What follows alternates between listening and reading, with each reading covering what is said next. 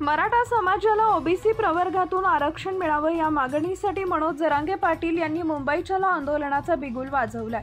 मुंबईकडे कूच करण्याच्या काही दिवस आधी बीड इथं त्यांनी इशारा बैठक घेतली होती। या बैठकीत त्यांनी समाजाला आवाहन केले, तुमचे आमदार खासदार सदस्य यांना घरी बसू देऊ नका, ते मैदानात आलेच पाहिजेत। या पार्श्वभूमीवर मराठवाड्यातील अनेक लोकप्रतिनिधींनी जाहीरपणे जरांगेंच्या पाठीशी उभे राहत आंदोलनात सहभागी होण्याची घोषणा केली आहे। पाहूया कोणते नेते मनोज जरांगेंच्या समर्थनार्थ मैदानात उतरलेत।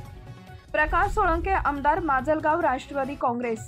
मनोज जरांगे यांच्या आंदोलनाला सुरुवातीपासूनच पाठिंबा देणारे प्रकाश सोळंके यांनी मुंबईतील आंदोलनात प्रत्यक्ष सहभागी होणार असल्याचं जाहीर केलंय। संदीप क्षीरसागर, आमदार बीड, राष्ट्रवादी काँग्रेस, शरद पवार गट। बीड हा मराठा बहुल मतदारसंघाचा असल्यानं लोकांचा दबाव वाढल्यानंतर क्षीरसागर यांनीही आंदोलनात सहभागाची घोषणा करत चलो मुंबईचा नारा दिलाय।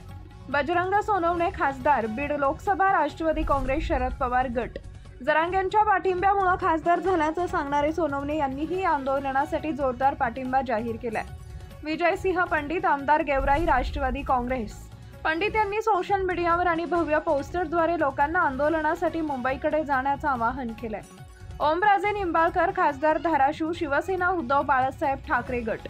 सरकारनं लवकरात लवकर आरक्षणावर तोडगा काढावा अशी मागणी निंबाळकर यांनी व्यक्त करत आंदोलनाला पाठिंबा दिला।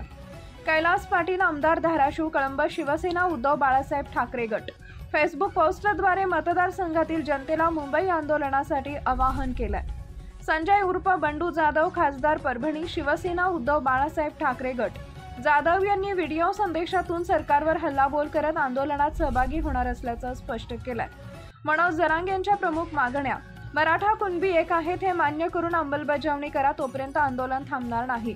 हैदराबाद गॅझेटियर लागू करा, तसेच सातारा व बॉम्बे गॅझेटियर लागू करावे। सगळे सोयरेचा अध्यादेश ज्यांची कुणबी नोंद आहे त्यांचे नातेवाईकांना मान्यता द्या। सरसकट गुन्हे मागे घ्या, आंदोलनादरम्यान दाखल झालेले सर्व गुन्हे मागे घ्यावेत। कायद्यानुसार आरक्षण द्या, मराठा समाजाला टिकाऊ कायदेशीर आरक्षण मिळालं पाहिजे। मनोज जरांगे यांनी स्पष्ट इशारा दिलाय की मागण्या पूर्ण होईपर्यंत मुंबईतून आंदोलन संपणार नाही। लोकप्रतिनिधी आणि समाज बांधवांच्या सहभागामुळे या आंदोलनाकडे संपूर्ण राज्याचं लक्ष लागलंय।